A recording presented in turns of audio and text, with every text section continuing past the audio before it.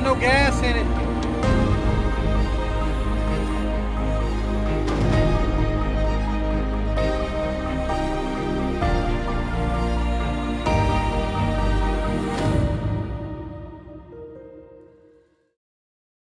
This Calvary expedition is presented by Overland, adventure without limits.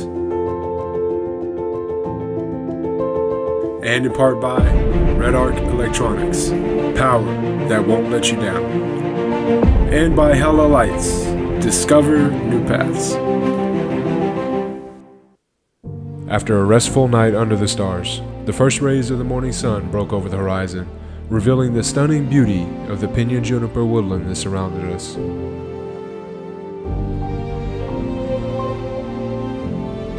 Heavenly Father God, we thank you so much for this day. Lord, thank you for allowing us to see the sun, see this beautiful sunrise, God, just to see all the colors that you've just graced us with. God, I just pray that your Holy Spirit just grant us with some peace.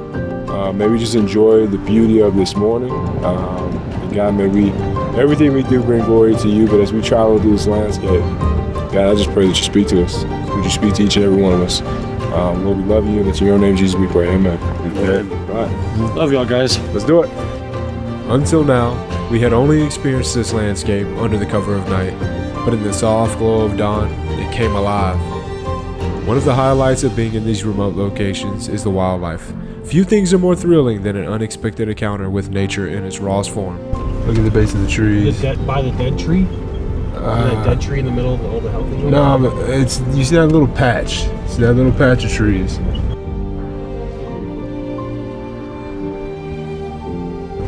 Yep, there is something. What is that? Stop for me. You see it? It's an antelope. Yep. It's not a whitetail. It's a prong. That is a pretty prong. We have found the elk. 12 o'clock of the convoy. Oh man, we got a nice little herd of them too. This is a good looking herd.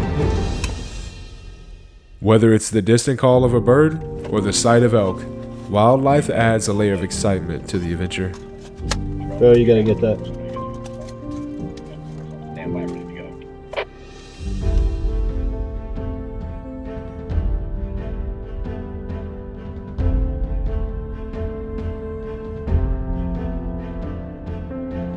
Bureau of Land Management (BLM) gates are essential for managing access to public lands. These gates are often found at entry points to trails, grazing areas, and other BLM managed spaces. They help control the movement of livestock, vehicles, and people, ensuring that the land and wildlife are protected. It's important to always leave these gates the way you found them. If a gate is closed, close it behind you. If it's open, leave it open. This simple practice helps maintain the balance between land use and conservation on public lands.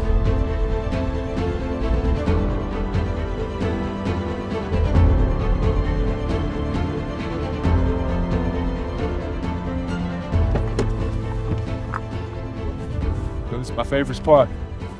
We used to do this as a kid. Family owns a ranch, so we had a bunch of land. As a kid, I go out to my grandmother's house for a few weeks, and we just go carcass hunting. And out here, stuff dies. It's for circle of life, and then they leave remains, which, for a 10-year-old boy, bro, this is the funnest part.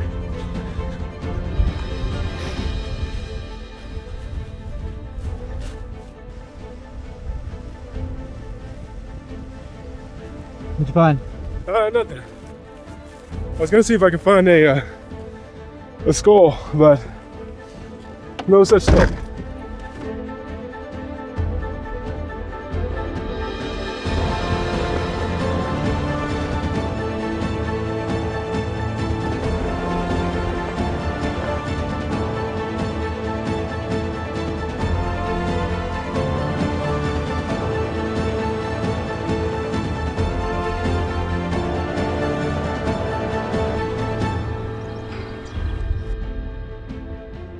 Oh my god. 1, 2, 3, and the fourth one's over there, Tom.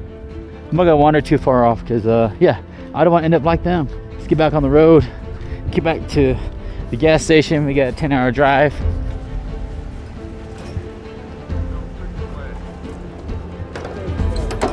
we had to stop real quick. The rest of this is pretty easy gravel roads, typical Forest Service roads.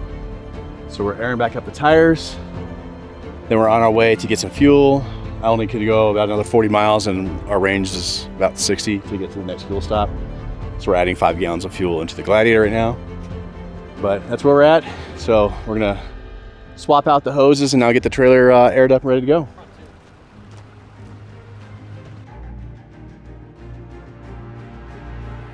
After we aired up the tires and prepped the rigs, we started our trek to the nearest gas station in Reserve, New Mexico, a tiny town with a population of a whopping 289 people.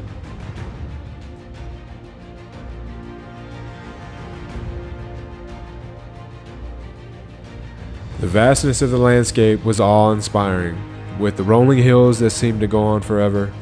The feeling of being so small in such an expansive place is both humbling and exhilarating at the same time.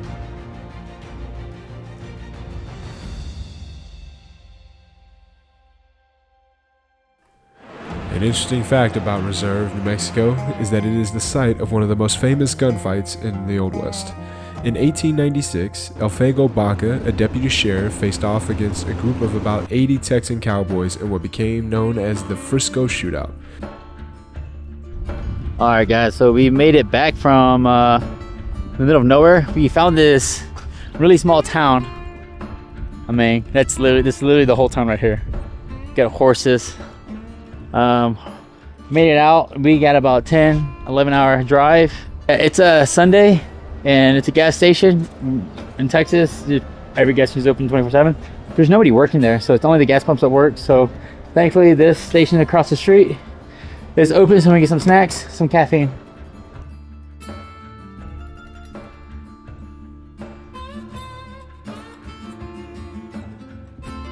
You just noticed it just now? I was making the turn here, coming back to the pumps, and it made sound like everything was falling apart. Popped off. All that violent stuff, man. Brandon's in the passenger seat, so we'll have him take a look and see if there's any off-road shops that maybe have a sway bar with. Probably in Moab there would be. Moab. Yeah. So, luckily, you won't need your sway bar until home. Well, we still have highway driving. Oh, you're gonna on the way there for sure. But after that, we just do trails the entire time. So when we do hotel stay, we'll definitely hit up some off-road shops and get a sway bar link. They'll definitely have it. Gladiators are super common. Well, yeah, it's a little bent too, it looks like. Is it? a little bar. Cool.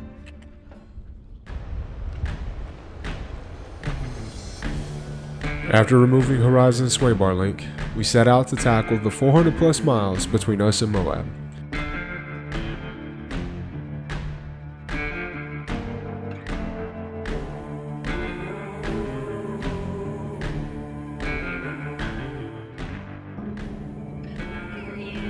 Hey! Mwah! Hi, baby! What you doing? Hey, guess what I saw today? What? A bunch of elk. Do you know what? Elk are like big reindeers.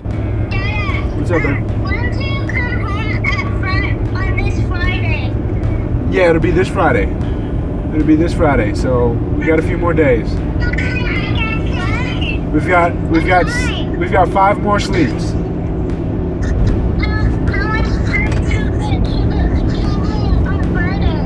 It's 5 more days, baby, so 5 more sleeps.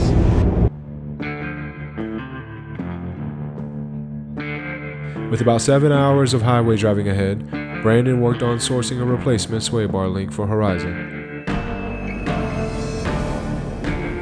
Looks like it's got the nut and everything that comes Yep, with it. that's exactly what I'm looking for. Dude, you mind pulling that for me? I'm gonna be swinging by tonight. What time do y'all close today? We close at 4 o'clock today. Gotcha. Okay, I'll pick it up tomorrow then. Can you pull that and leave it at the front under a name? Guess I can start looking up Harbor Freight to see if they have the rivet gun and stuff like that. They'll have it? We planned our lunch stop near Harbor Freight to do some quick maintenance on one of the Badgers from the night before. Road? Yeah. No. Did I break that? I thought I just broke the wires. I'll take credit. The wires being compromised is what led to the pop rivets compromising. Dang it. So I guess the tent, it has a ladder right here. I put this up, went in my tent, and I'm pretty sure this thing fell down a little bit, and when I stepped on the ladder, snapped it. That's probably are. Come on, man. Who's pulling rear security on my fries? We over here working, and you sipping a Dr. Pepper. Hey, Dr. Pepper, won't you throw away the trash now? Come on, bro. Okay, ocean water, throw away the trash. Look at ocean water. Why y'all hating on me by doing Dr. Pepper? You know, Paul's not here. Seems like 4 squeezes here. We're about done.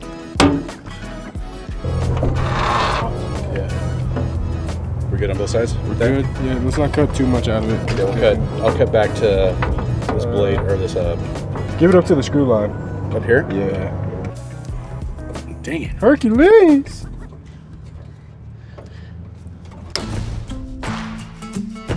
As we neared Moab, the scenery changed dramatically. The towering cliffs and intricate rock formations of Utah's canyon country stood in stark contrast to the landscape we had left behind in New Mexico.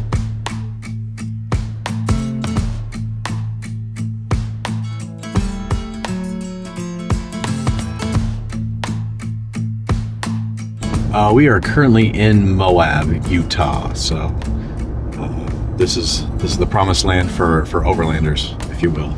So pretty sweet. Right here, this is the most important paradise mecca spot in all of Moab.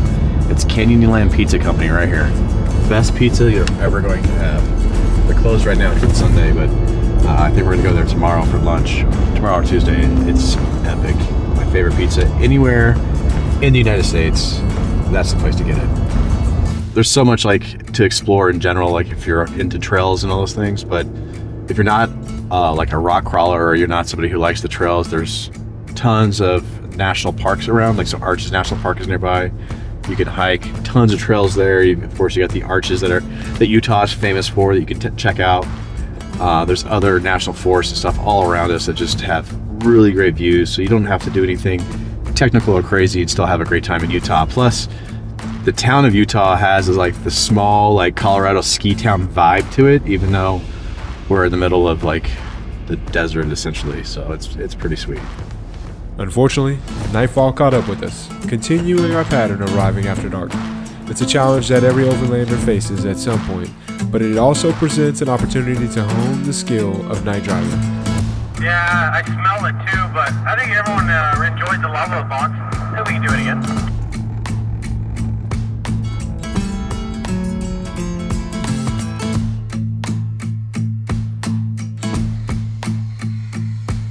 So we just drove from the Gila National Forest in New Mexico, about 400 miles, and now we are in Moab. And this place is incredible. I've been here before, and so we're actually gonna go to one of my favorite campsites. But before we did, we stopped and got some fuel, and we're right now, before the trailhead, we're gonna air down, and then we're gonna have a really beautiful drive in, and tomorrow we're gonna exit with incredible views, and then we'll head back into Moab, do some provisioning, hotel stay, and reset.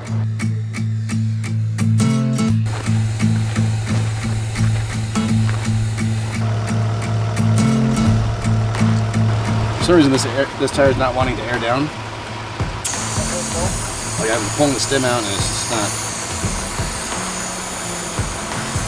I thought it was a malfunction earlier when we were running trails earlier today, but I think you can take it off with that, actually. I mean, it's out right now. This is, That's what it's doing. yeah. That's what the stem removes. Normally. Stem removed? Yeah, because this thing removes the stem to tear down. This is probably one of my top beginner trails in Moab, but we won't get to see like the vast views until the morning. It's really pretty cool. You'll see the silhouettes like you do now, but in the morning, bro, it's gonna be sick. So about 9 miles of trail here, it looks like. There's no camping beyond this point, flash flood area. Yeah, the flash flooding is going to be referring to the Onion Creek area. We're going to be out of the Onion Creek and higher ground, so we're good to push. You say so, sir. Oh, look, we got deer right here on the trail. Wildlife on the trail.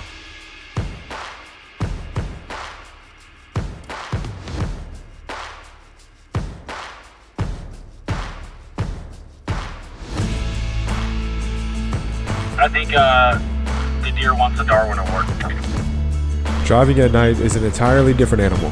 With reduced visibility, your ability to gauge distances and spot obstacles is significantly impaired. Trail hazards that might be easy to avoid in daylight, like loose rocks or sudden drops, become difficult to see. This is where auxiliary lighting becomes essential. On Fury, we relied heavily on Hella's Black Magic pods and light bars. These powerful lights are not just about brightness, but precision. The combination of the spot and flood patterns provides both long-range visibility and wide illumination of the trail's immediate surroundings. As we made our way through the narrow paths of Onion Creek, the terrain was easy to see under the Hella lights, giving us the confidence we needed to navigate through the winding trails with ease. Onion Creek at night may seem daunting, but with the right gear, it becomes just another thrilling part of the adventure. When we finally arrived at camp, the only sound was the rustling of the night breeze through the nearby vegetation. We set up camp quickly and prepared for chow. Tonight we're doing a little Philly cheesesteaks. So we got to camp a little later than anticipated, and my propane's not working the way I wanted it to, or it's not working in general. I think it's my hose for my Jetboil Genesis. So we're having to cook on the electric again, but we're about to run out of power again. So we're trying to make it hurry. So we got about 15 minutes of power left before we're out of power.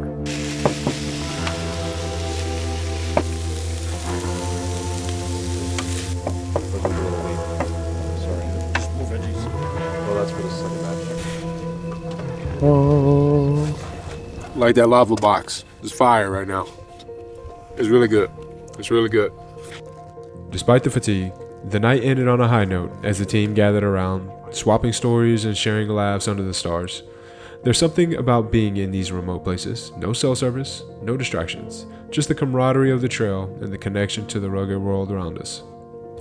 Yeah. This is your first Overland trip. This thing's insane. What were your thoughts coming into it? Oh, I have no idea. The whole time I kept thinking I was going to get eaten by an animal for some reason. I don't know why. It's still early in the trip. Yeah, I know. It's only day 3, buddy. We're actually out in the wilderness now. We did hear something yell. I can hear you scream out here. No, we were driving on the way here. I made a video note. We heard something just yell out of nowhere. It was a man. It was a man. You remember me saying that? Yeah. Okay. I heard it too. Okay. Ah! I was like, Yeah. did you hear that?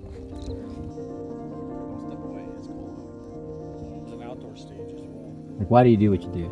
I was actually riding shotgun in Jacob's rig today, and he said a good kind of something I relate to is you were telling Sarah, like, being out here with the boys is great, but I just want to take everyone I love to this spot.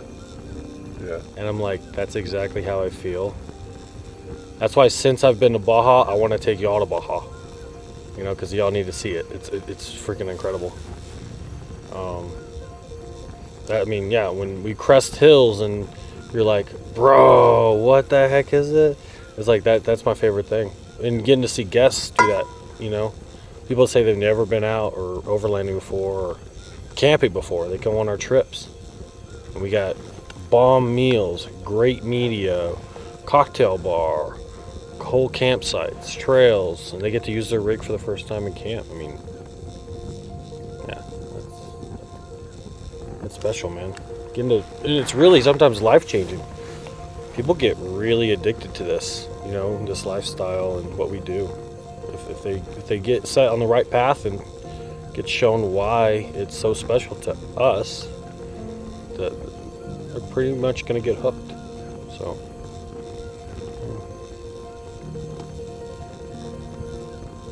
Why do you do it, man?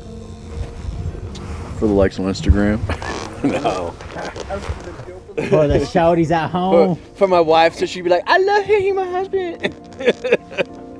No, so we were talking in my Jeep earlier today. Those of you that have been a part of like other car cultures in general, like the Cars and Coffees or like the Jeep clubs or Toyota clubs, they're very cliquish. And so like when you show up to these things like as a new person, you don't feel welcome.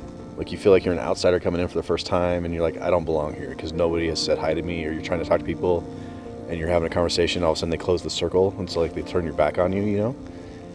And that feeling kind of sucks when you're new into a hobby or, you know, something that you're passionate about. With our meetups, you see, regardless of what somebody drives or how much money they spent on their rig, they're showing up in a $500 car or a $150,000 rig. Like, it doesn't matter. They are welcomed regardless. And so we've been asked several times, like, why don't we hand out awards for like the best rig? Well, because then it becomes, you know, exclusive to people who can't afford a $100,000 rig. Like, that's not fair. You know, it's not the community, the message we're trying to send. When you show up and you feel welcomed and you feel loved, people want to come back and they want to engage and they want to like learn more. And that's, for me, the drive is that people feel welcomed where they're at in their moment in life, not trying to achieve some ideal of, you know, success to have acceptance.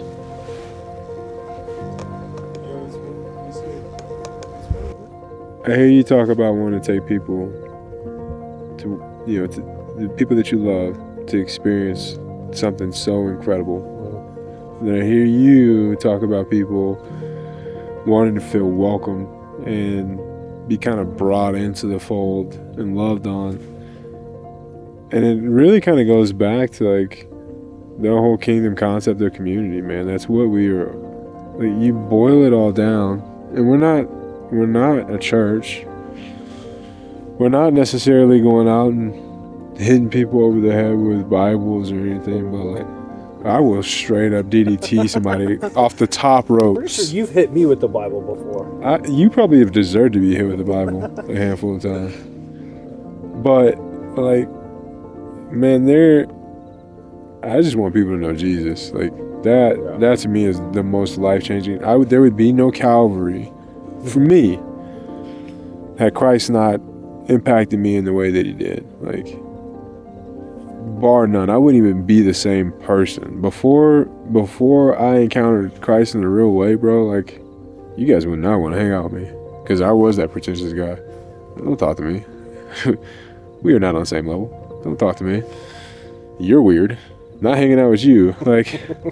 Like that's who I was before, man. But man, Jesus is really kind of like a Saul moment on the road to Damascus, where it's like, let me blind you real quick so you can really see the way I want you to see.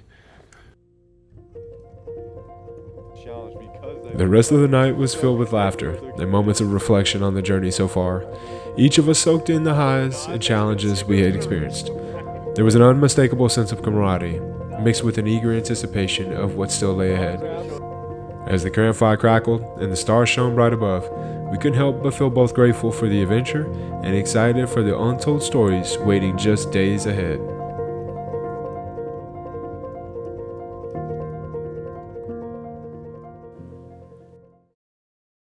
At first light, Brandon, George, and I woke up early, eager to explore.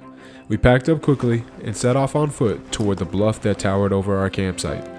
The hike to the top wasn't particularly long, but each step brought us closer to an incredible view we could only imagine.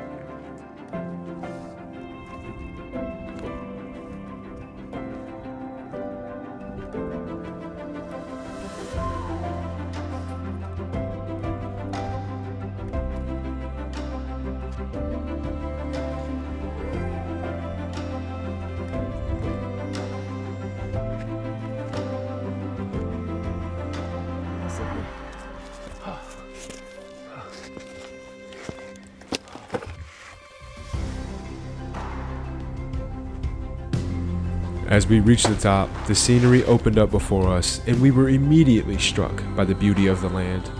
The vastness of the Moab landscape stretched out in every direction, Red rock cliffs, rolling hills, and patches of vibrant green vegetation all set against the brilliant blue sky.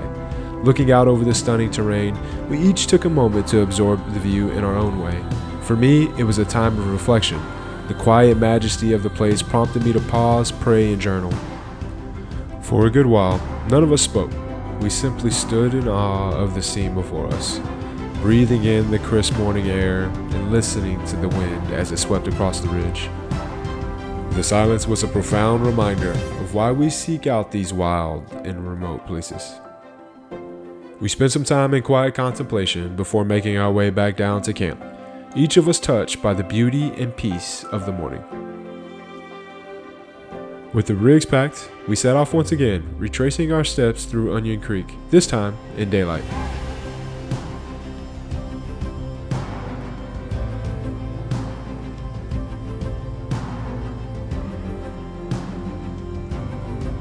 The difference was staggering.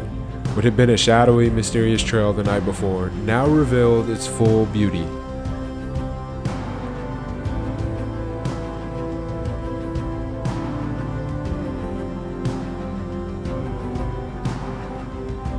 For those unfamiliar with Onion Creek, the trail offers a unique experience.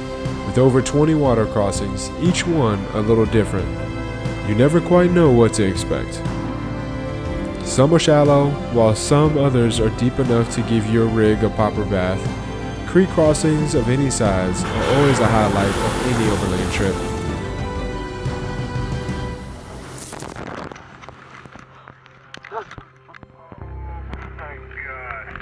Oh, dude, that stinks. Oh my god. I didn't know it was that deep. Dude, you might need to find some because I know. I jumped over the creek on the left, and it was like, then I was like, oh, it's like, dang, it's kind of a big splash. That same thing happened to me with mud. On one of the trips, you go watch the video, I got demolished. Bro, he got a straight bat.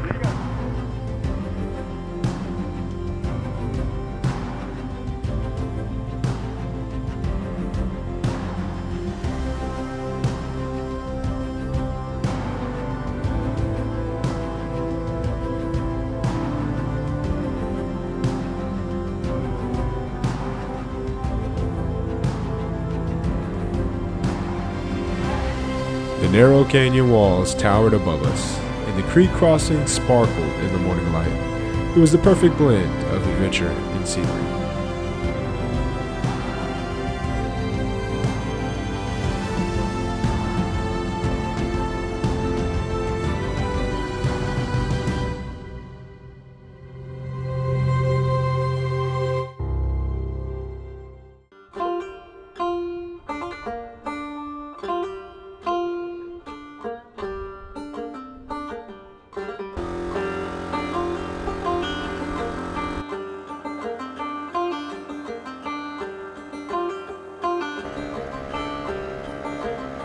After airing up the tires at the end of the trail, we headed back to Moab, eager to explore the town and refuel for the next leg of the journey.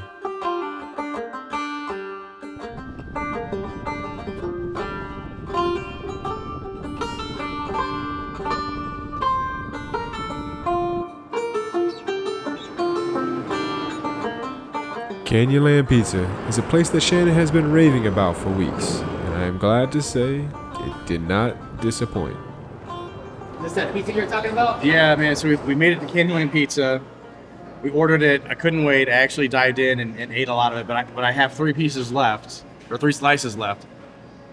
It's called the Nashville Hot. So it's a little sweet, a little hot. It's got some pickles on it. It's got some ranch dressing. Like it sounds weird, but it's so good.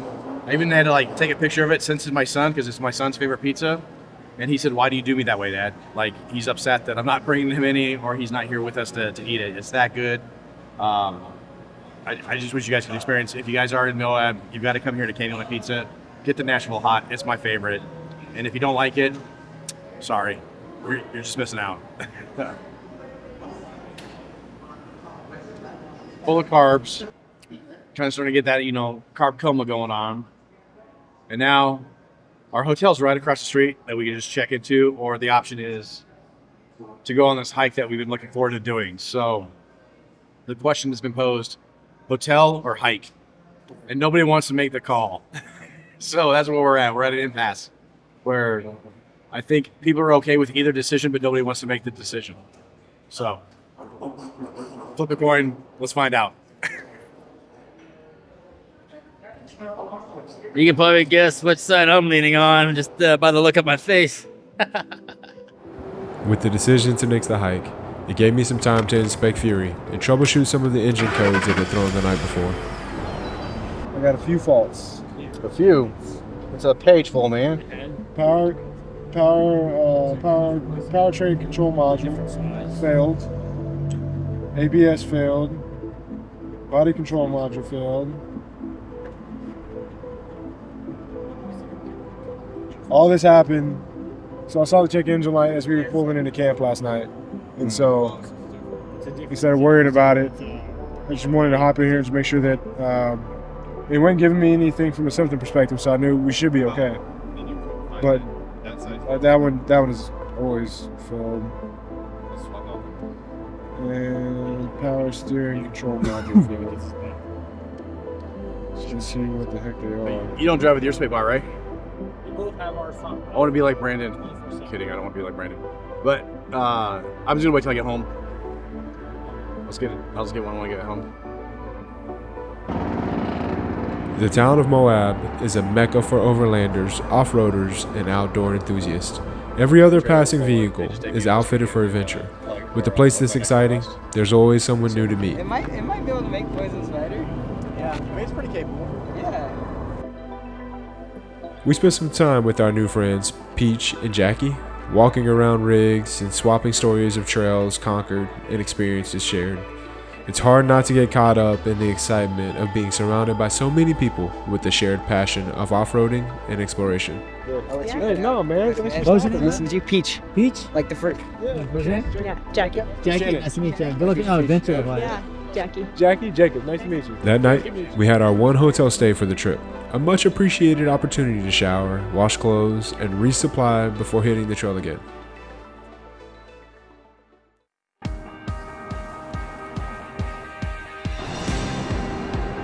Day 5 greeted us with a welcome shift in weather. The rain from the night before had left the air cool and crisp, a refreshing change from the heat and dust we had encountered earlier in the trip.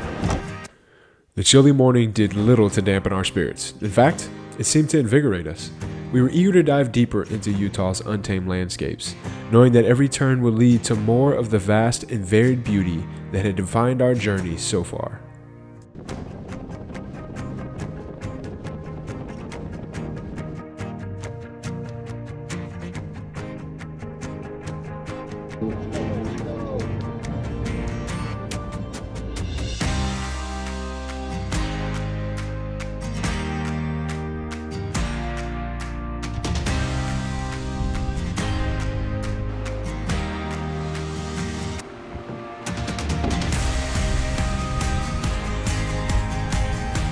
Alright, so we're about to enter Goblin Valley. I know this wasn't part of the original plan, and due to that, we don't have it downloaded on our satellite imaging. So, we just traveled from Moab down 24, and we are exiting into Goblin Valley. We'll try and navigate our way through using this map. That way we can kind of see all the details. We'll have a deep water crossing, as I was talking to a visitor center guide at in Moab, looking at this map with him. He says he's been out here before, and that water crossing sometimes is a little bit deep. And so there's 4 different ways to cross, but he showed me the best way, less steep elevation getting into it. He said because we got some rain last night, it's gonna be a little bit deeper than normal. But the main concern he had was that because of the rain, the entire trail could be muddy. Sure. So we'll make sure we air down and stay on 4 low if needed. We'll start out in 4 high, but other than that, we should be good to go. Excited for Swing Arm, man. Yeah. Swing Arm's gonna be dope. Sweet. Yeah.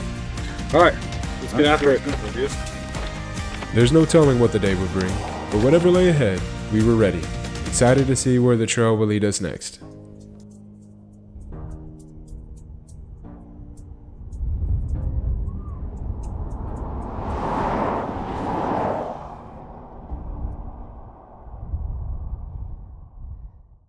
A special thanks to this expedition's sponsors and to our supporters. If you are looking for more than just a membership, consider joining our community of supporters. As a supporter, you receive more than just exclusive access. You can expect discounts to industry partners, exclusive swag, campsite coordinates, and other premium content designed to elevate your outdoor adventures. Visit calvaryoverland.com/support to learn more. Flying in over the rigs as we're traveling. So, okay, you want to consolidate? Let me get my Oh my gosh, man. Home point updated. What's up?